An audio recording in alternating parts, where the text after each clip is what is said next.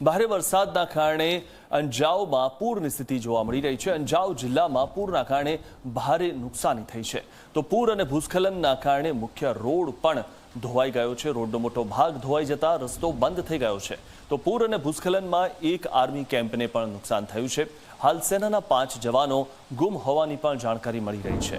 તો સૈન્યની એક ટીમ રેસ્ક્યુની કામગીરી કરી રહી છે। ભારે પૂર આવવાના કારણે આજે સ્થિતિ સર્જાઈ છે। જે દ્રશ્યો આપ ટીવી સ્ક્રીન પર જોઈ રહ્યા છો, રોડ રસ્તા તૂટી ગયા છે। અરુણાચલ પ્રદેશમાં ભારે વરસાદના કારણે આ મુશ્કેલી સર્જાઈ છે। રોડનો મોટો ભાગ ધોવાઈ ગયો છે।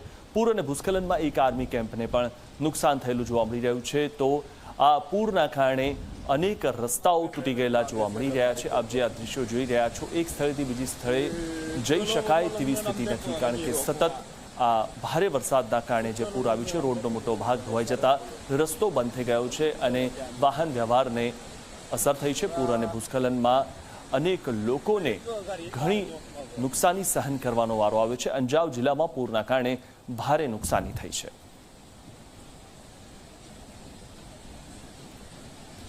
રોડનો મોટો ભાગ ધોવાઈ જતા રસ્તો બંધ થઈ ગયો છે અને જે રીતે આપ આ દ્રશ્યોમાં જોઈ રહ્યા છો, તો રોડ પરથી વાહન જઈ શકે તેવી સ્થિતિ જોવા નથી મળી રહી, કારણ કે સતત પાણીના વહેણના કારણે રસ્તો ધોવાઈ રહ્યો છે અને હવે વહેલી તકે આ પૂર ઓછું થાય ત્યારબાદ ફરીથી રસ્તો બનાવવાની કામગીરી હાથ ધરાશે। તો રોડનો મોટો ભાગ ધોવાઈ જતા રસ્તો બંધ થઈ ગયો અને વાહન વ્યવહાર પણ બંધ થઈ ગયો છે।